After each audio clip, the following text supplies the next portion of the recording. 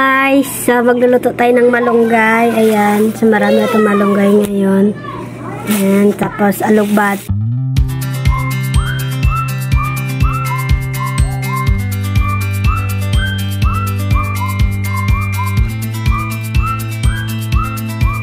Ayan. Ayan, tipid-tipid muna tayo ngayon. So, ito itatanim ko bukas kasi ting-ulan na. Bukas itatanim ko yan. Diba? Para may anihin tayo, diba guys? Maggulay tayo ng alugbati. Malunggay. So, marami na malunggay ngayon. Tutubo na. So, magtatanim tayo kahit sa sa mga lumang baonan, mga lumang galon. So, doon ka magtatanim. Tapos na? Kain tayo. Kape. Wala yung kape pag gabi. Kahit gabi na magkakape pa rin. Bang. Nah.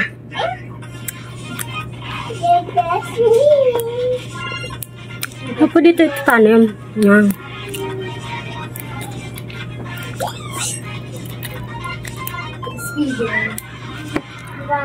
Pwede ito itanim kasi kahit lang sa lang sa mga lumang yan. Welcome to my, hello everyone, welcome to my vlog. Sana? Oh, laki yung tubig.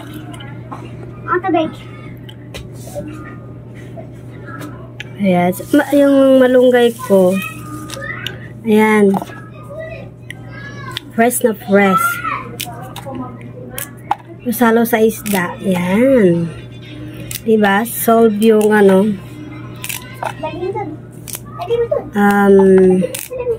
hapunan.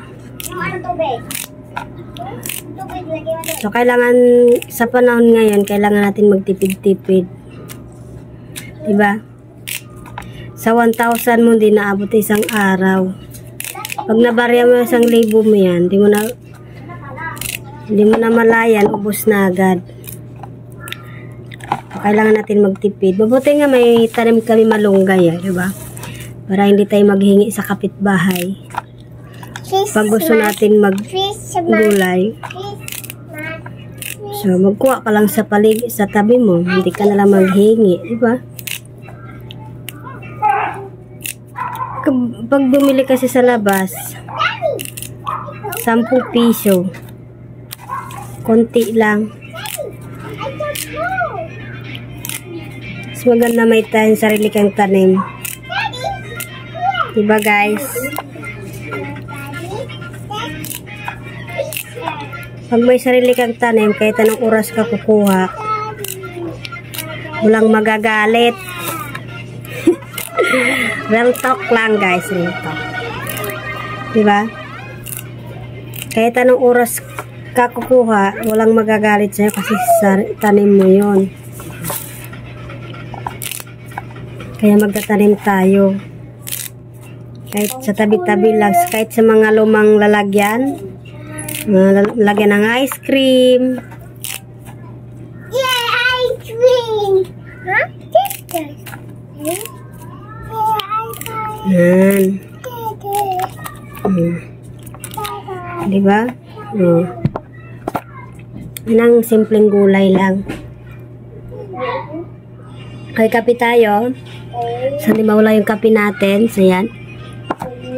Ulam natin for today. Diba? May daga dyan, Kukuha sila ng pagkain. Ang daming daga dito sa bahay namin. So, ito. Pwede mo ito itanim. Bukas, tanim ko ito bukas.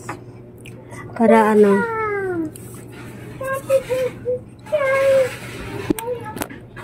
Hello everyone. So paano muna tayo kasi medyo mainit. Kahit mainit ang panahon, magkakape. Diba? Yan. So ayan, maglilinis tayo sa aking kwarto. So ilang month hindi ako naglilinis din sa aking kwarto. So maglilinis tayo ngayon. Yan.